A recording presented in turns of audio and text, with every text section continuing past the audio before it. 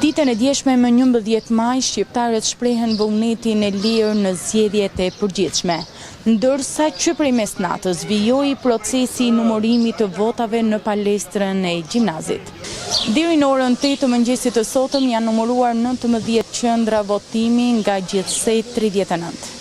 Me rastin e zgjedhjeve për kuvend të mbajtur më 11 maj 2025 në Shqipëri, në qytetin e Belshit procesi i votimit përfundoi në orët e përcaktuara dhe menjëherë, pas mbylljes së tij u bë e mundur mbledhja të gjitha kutive të votimit nga 39 qendrat e votimit dhe dorëzimi i tyre në pikën e caktuar për numërimin e votave. Sipas të dhënave paraprake, Partia Socialiste ka marrë avantazhin me 2053 vota, ndërsa Partia Demokratike ndjek me 1314 vota dhe Partia Euro-Atlantike me 165 vota.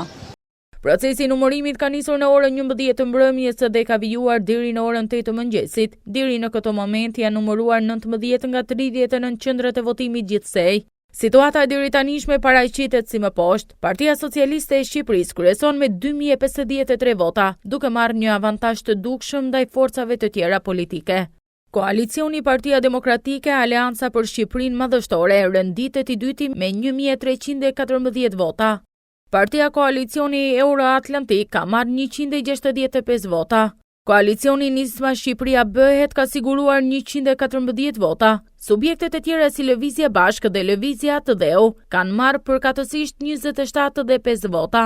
Procesi i numërimit pritet të vijojë edhe më tej, ndërkohë që rezultatet përfundimtare do të bëhen publike pas përfundimit të numërimit të plotë në të gjitha qendrat e votimit.